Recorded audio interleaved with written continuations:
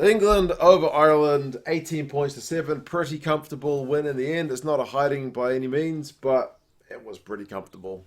England didn't really look in doubt for the majority of this game, to be fair. I'll go over some of the key moments and the key stats, and you guys can let me know your thoughts on how you thought this one went. I've just watched it this morning here in New Zealand as the sun came up. Watched it delayed because it was on in the middle of the night. But yeah, as I said, it was pretty comfortable for the English. They never looked like losing this one at all. The best period to play for Ireland was maybe at the start when they were actually kicking the ball, to be honest. They were kicking the ball behind the English guys early, trying to kind of out-English the English in recent times. And England were under a fair bit of pressure to clear, but they still managed to get out of jail. They managed to clear their lines, and then seemingly from there, Ireland shifted tacks where they just would not kick the bloody ball. They would just throw wave after wave at the English defence, and the English defence held pretty well. The first scrum, Ireland looked to be under a fair bit of pressure. They did manage to get the ball out.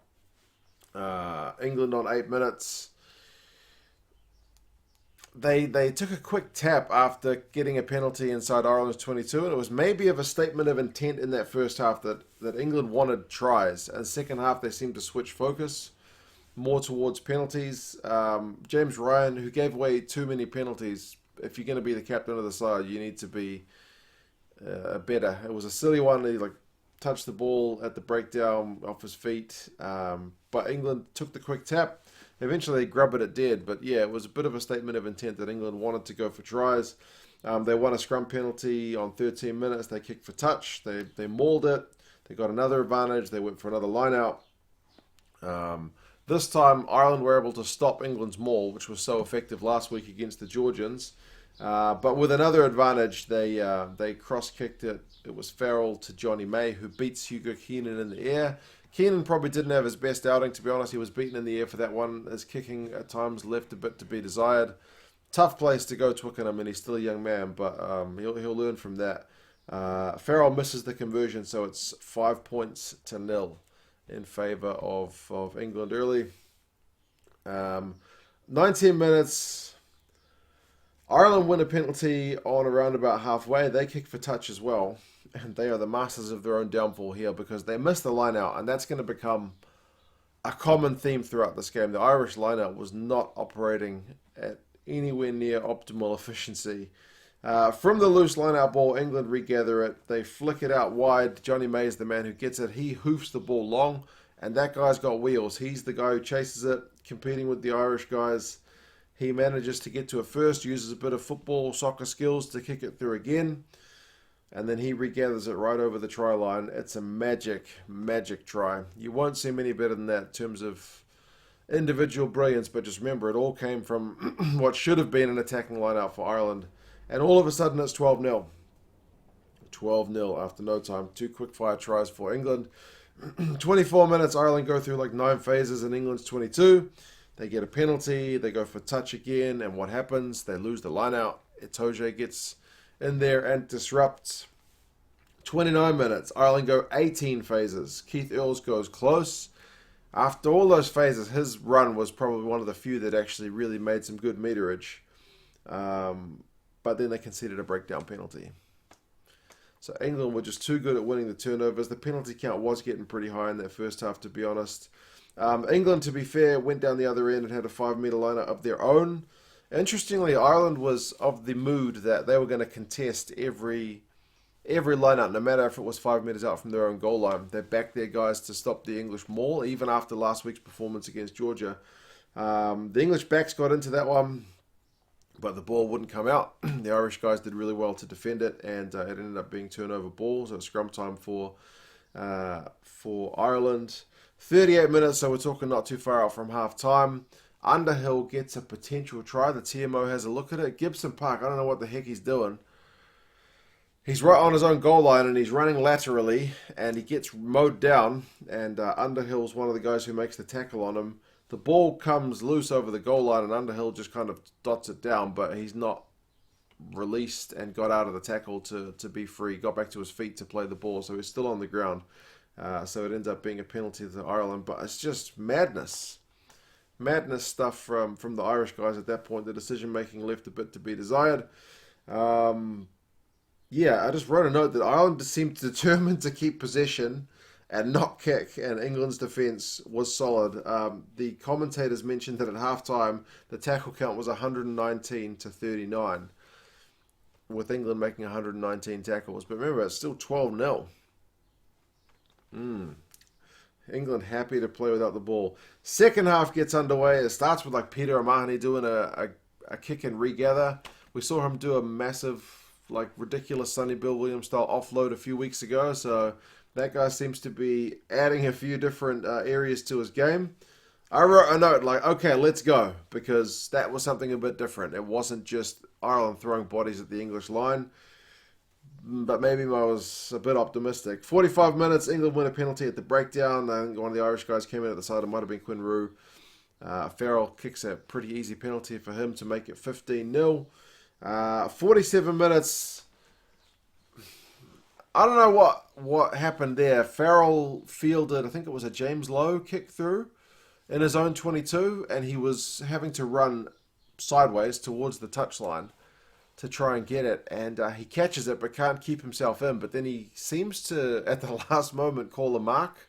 I don't know if that was his plan. It just seemed like it was kind of an afterthought, but he's lucky because he got away with it. 51 minutes, England get another breakdown penalty and they kick it to make it 18-0. That's the last of the scoring for England on 51 minutes. So they go through the final half hour without scoring any points, but they still managed to hold things out. 56 minutes, it was interesting because England actually had a chance to go on a bit of an attacking period. Like they actually had the ball for a while. Jonathan Joseph went down the right wing and it was Ireland's turn to do the whole we're going to win a breakdown penalty thing.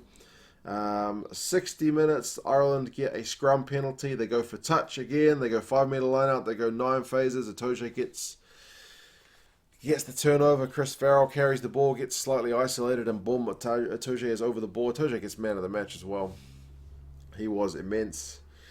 64 minutes, England conceded a penalty for obstruction. I thought it was a bit of a silly one from Farrell. That's Owen, to be honest. Gave Ireland a chance, and I wrote a note. It's now or never. It's now or never, because you're 18 points behind. And the clock is ticking. They go through a bunch of phases. They get another advantage. 5-metre line out. From that advantage, they decide to take Chris Farrell with advantage. Ross Byrne kicks it through to him, but he gets held up. It's one where he probably should have scored, but the kick through seemed to work, man. Like, I couldn't believe they hadn't done this. Apart from it, the opening stanza, they had not really been trying kicks through. So, yeah, hell of a tackle from Slade. Like, saves a pretty much guaranteed try for Chris Farrell. Chris Farrell would have liked that one back because he probably could have scored. But I think they still had advantage yet. So Ireland go back for a 5-metre line out, and eventually England win a breakdown penalty. So, yeah, it's nothing happening. They do finally get a try through Stockdale on 73 minutes. And how do they do it? It's Billy Burns with a little chip over. He finds some space. Maybe the English guys are getting tired by that point. Maybe it's already game over. But either way, Stockdale does well to regather on Billy Burns' kick. The Ulster connection there. So it's 18 points to 7. The commentary team I was listening to had just talked about when was the last time England were able to get a team to nil 2 games in a row, and it was back in the 60s, so they were kind of assuming it was a foregone conclusion. Not to be. So Ireland at least get on the board. They do have a chance to get within losing bonus point territory right at the death. But their line out on 79 minutes is not a good one again. And yeah, bit of a get out of it again for England. England get the ball, kick it out, and it's game over. Jamie George played like 79 and a half minutes. I don't see the point in subbing him, but anyway, that's just one of those kind of bugbear ones for me. Ultimately, a very good win for England, very efficient. Ireland's attack unable to break down England's defence is the story of the game. The run meters were 219 to 225, so Ireland would like 6 more, not much in it. Defenders beaten 12 to 9, so England with a few more. Clean break 6 to 3. Ireland actually have the 6 there, but didn't manage to score as many tries as England. Tackles, though, this is the stat. 232 tackles to Ireland's 64. That is a phenomenal number. England missed 9, Ireland missed 11. So Ireland actually missed more despite having to make so many less. England are at 96%. You won't see many better defensive performances than that. I mean, Ireland are at 85%, which is okay percentage-wise, but it still pales in comparison. Turnovers won 6-4 with England having the 6. England's line out 12 from 13, 92%, very good. Ireland 13 from 17, 76%, a bit poor. Penalties conceded 13-12, with England conceding one more, pretty even. But yeah, man, I would have liked to see maybe Billy Burns come on a bit earlier. I don't know. Just they needed something to try and unlock the English defence, because just going through the phases was not getting it done at all. The English defence was all over them. They did give credit to John Mitchell a bit for organising that English defence, because it was it was ruthless. It was ruthless. I think the handling was pretty decent in this game. So, I mean, there were still some knock-ons at like line-out time and whatnot, because it was hotly contested. But yeah, for the most part, there weren't too many kind of clangers in terms of just dropping it cold. Yeah, England will go on to play Wales away, and Ireland will have Georgia at home. So, one game left in the initial stage of the competition, and it's all England's at the moment, isn't it? Yeah, they're going to be sitting pretty at the top of the group. Individuals, Johnny May, 48 run meters, 2 clean breaks, 3 defenders beaten, 2 tries. Hell of a game from him. If not for Itoje's performance, he probably gets man of the match. Itoje had 24 out of 24 tackles. Billy V had 22 out of 22. He had 28 run meters. Like, Doris had 9 from 9 tackles in a team which didn't have to make that many tackles. So his proportion of the tackles for Ireland, like 9 from 9 when Ireland only had to make 64, was pretty good. But like 11 run meters, yeah, probably not getting it done.